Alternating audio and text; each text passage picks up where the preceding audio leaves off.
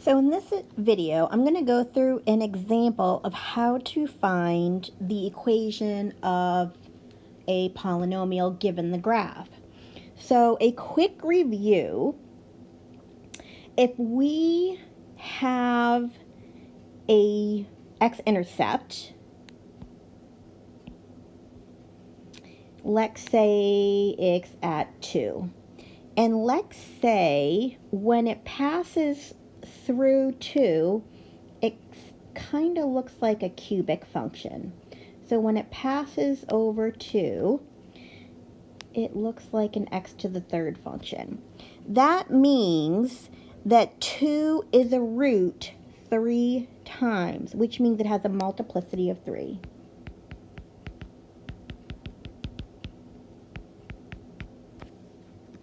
So that means when I write my factor, since 2 is a root, x minus 2 must be a factor.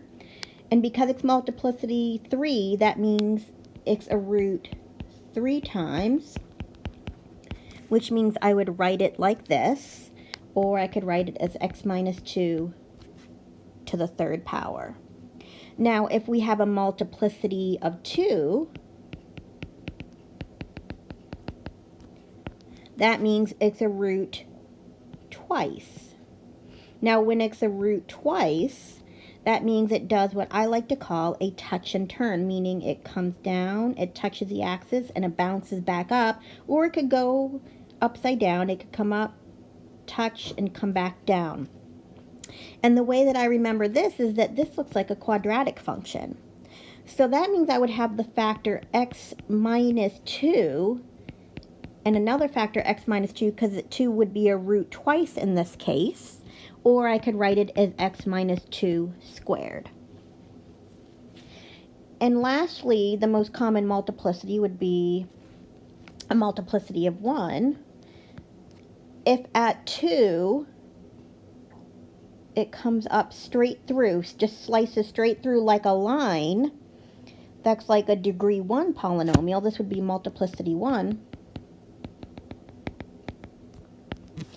Which means x minus 2 is only a root or a 0 once. So my exponent would just be x minus 2 to the first. Okay, so now after we did a review of multiplicities, let's look at our picture here. The question says, assume that the leading coefficient is either positive 1 or negative 1. Now, because of the end behavior, both my arrows are pointing up. And so that means this is going to be an even degree. And that means it's going to have a positive leading coefficient. Which means in this case, since they're telling you the leading coefficient is going to be positive 1 or negative 1, in this case that means our leading coefficient is going to be positive 1. Okay, so now to come up with our equation, I know my leading coefficient is 1. If I look at this x-intercept right here, I have 2 of them. I have this one at negative 2 and this one at positive 2. So because I have a 0 at negative 2, I know I have a factor of x plus 2 because I want to be able to plug in negative 2 for x and get out 0. Now, because if you look at, let me do this in another color, if you look at what happens at negative 2, when it crosses over the x-axis at negative 2, it looks like a cubic. If you look, that looks something like this. Okay, so that has a multiplicity of 3, which means it's going to be a factor 3 times. So I have x plus 2 to the third power. Now my other x-intercept is at 2, so I know I have to have a factor of x minus 2 because I want to be able to plug in 2 and get out 0. Now if you look at where it crosses the x-axis here, it crosses straight through. It doesn't curve at all. It just slices straight through. So that's like this one here. It has a multiplicity of 1. So now I have my equation. 1, which is my leading coefficient, and I have x plus 2 3 times because this has a multiplicity of 3. Negative 2 has a multiplicity of 3. And at 2, it has a multiplicity of 1, so I have x minus 2 to the first power. Now, if we didn't know what the leading coefficient was because the problem didn't tell us, we would just have to find another point on the graph and plug in for x and y so we could solve for our leading coefficient. So, for example, let's say I didn't know that it was 1. So I'd leave my leading coefficient blank. You can call it A, B, whatever you want to call it.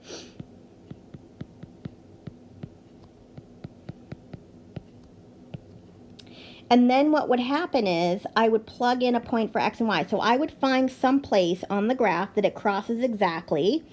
You don't want to get it where it crosses partially because then you don't know if it's at 0.5 or 0.4, but get it where it crosses an intersection of two lines exactly. So for example, like maybe right here, it looks like it crosses exactly at -2, +4.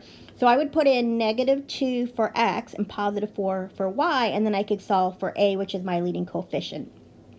Now, in this case, we didn't have to do that because the problem told us that it was either 1 or -1. And we knew because the arrows were both pointing up what the end behavior was. So we knew that it had to be a 1. Now, if both the arrows were pointing down, so that my arrows were in the third and the fourth quadrant, looking back at the chart from section 5.2, we would know that that would be a -1 leading coefficient because it's pointing down. And because both the arrows are pointing in the same direction, then that means we have an even degree. So if the arrows were pointing in opposite direction, one was pointing up, one was pointing down, then that means we have an odd degree. So if I look and check to make sure this works, if I were to FOIL this out, x plus 2 times x plus 2 times x plus 2, that would give me an x to the third. And then if I have this, and I take an x to the third times an x to the first, that would give me a degree 4, which is an even degree. So that's the way that we can check it. I hope this helps answer your questions. Let me know if you have any more.